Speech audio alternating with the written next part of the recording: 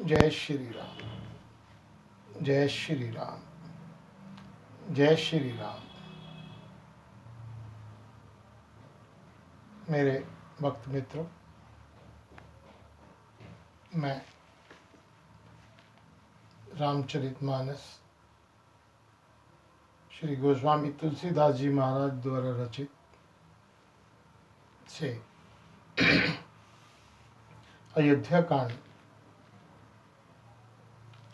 का पाठ आपके सामने प्रस्तुत कर रहा हूँ। अब तक जो इससे पहले दिन हुआ उसका संक्षेप में वर्णन करना चाहता हूँ।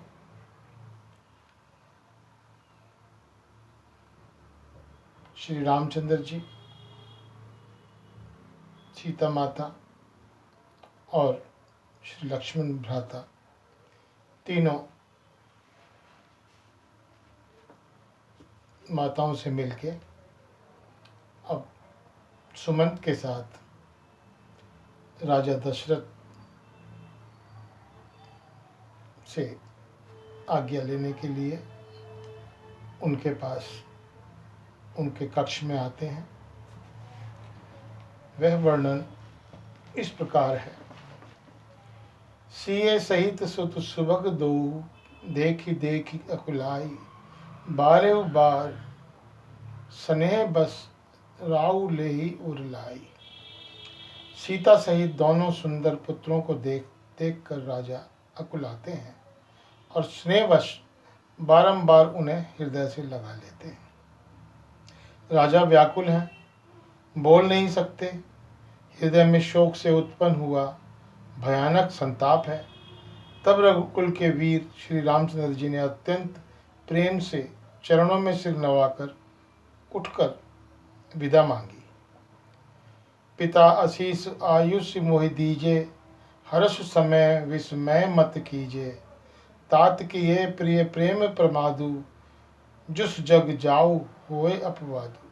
हे पिताजी, मुझे आशीर्वाद और आज्ञा दीजिए। हर्ष के समय आप शोक क्यों कर रहे हैं? हे तात, प्रिय के प्रेमवश प्रमाद करने से जगत में यश जाता रहेगा और निंदा होगी। यह सुनकर स्नेहवश राजा ने उठकर रघुनाथ जी की बाह पकड़कर उन्हें बैठा लिया और कहा, हे तात सुनो, तुम्हारे लिए मुनि लोग कहते हैं कि श्री राम चराचर के स्वामी हैं। शुभ और अशुभ कर्मों के अनुसार ईश्वर हृदय में विचार कर फल देता है। जो कर्म करता है वही फल पाता है। ऐसी वेद की नीति है। यह सब कोई कहते हैं, किंतु इस अवसर पर तो इसके विपरीत हो रहा है।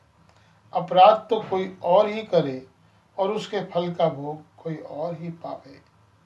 भगवान की लीला बड़ी ही विचित्र है। उसे जानने योग्य जगत में कौन है?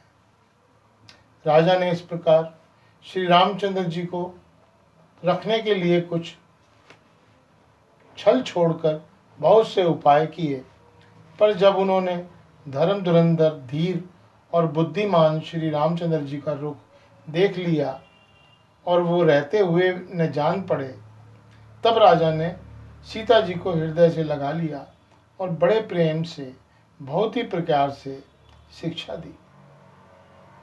वन के दुस्सह दुख कहकर सुनाए, फिर सास ससुर और पिता के पास रहने के सुखों को समझाया। परंतु सीता जी का मन श्री राम जी के चरणों में अनुरक्त था, इसलिए उन्हें अच्छा नहीं लगा और उन्हें वन भयानक लगा। फिर सब लोगों के वन में आपत्तियों और अधिकता बता बताकर सीता जी को समझाया। मंत्री सुमत जी की पत्नी और गुरु वशिष्ठ जी की स्त्री अरुंधति जी तथा और भी अन्य चतुर स्त्रियां स्नेह के साथ कोमल वाणी से कहती हैं कि तुमको जो राजा ने वनवास दिया नहीं है, इसलिए जो ससुर गुरु और सास कहे तुम वही करो। वह शीतल हितकारी मधुर और कोमल सीख सुनने पर सीता जी को अच्छी नहीं लगी। वे इस प्रकार व्याकुल हो गईं मानो शरद ऋतु के चंद्रमा की चांदनी लगते ही चकई व्याकुल हो उठती है।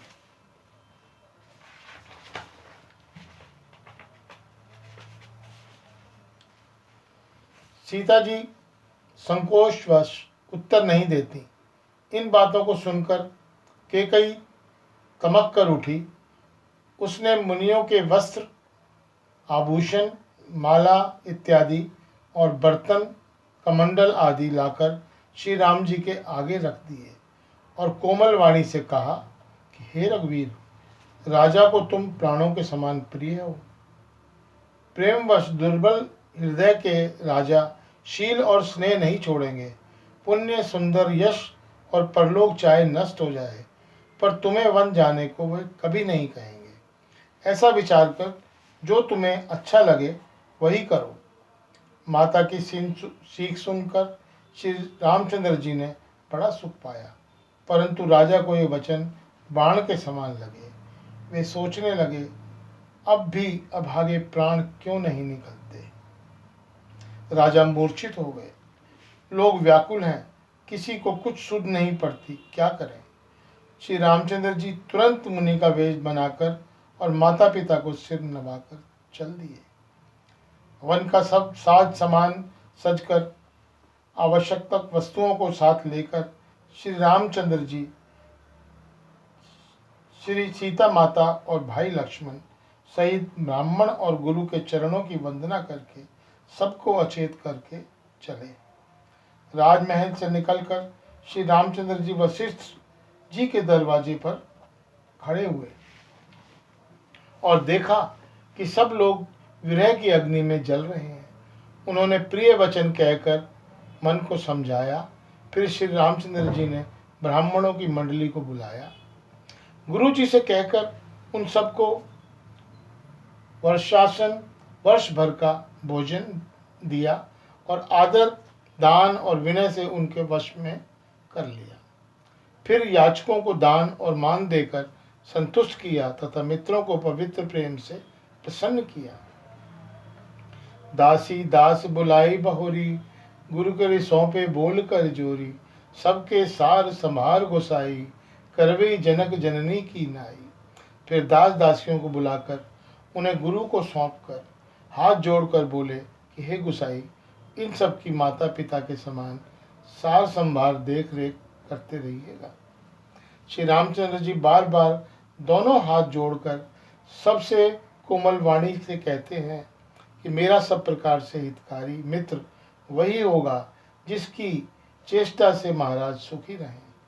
हे परम चतुर पुरवासी सज्जनों, आप लोग सब वही उपाय करिएगा जिससे मेरी सब माताएं मेरे विरह के दुख को समझकर दुखी ना हो। इस प्रकार श्री रामचंद्र जी ने सबको समझाया और हर्षित होकर गुरु के चरणों में सिर नवाया। फिर गणेश जी, पार्वती जी और कैलाशपति महादेव जी को मनाकर तथा आशीर्वाद पाकर रघुनाथ जी चले। राम चलत अति भयउ विषादु, सुनि न जाऊ पुर असरत नाद। कुसुगुन लंक अवध अति शोकु, हर्ष विषाद विवश सुरलोकु। श्री राम जी के चलते ही बड़ा भारी विषाद हो गया। नगर का अंतर्नाद हाहाकार सुना नहीं जाता। लंका में बुरे बुरे शकुन होने लगे। अयोध्या में अत्यंत शोक छा गया और देवता लोग में सब हर्ष और विषाद दोनों के वश में हो गए। हर्ष इस बात का था कि अब राक्षसों का नाश होगा और विषाद अयोध्या वासियों के शोक के कारण था। जय श्री राम, जय श्री राम। आज के लिए केवल इतना, शेष कल।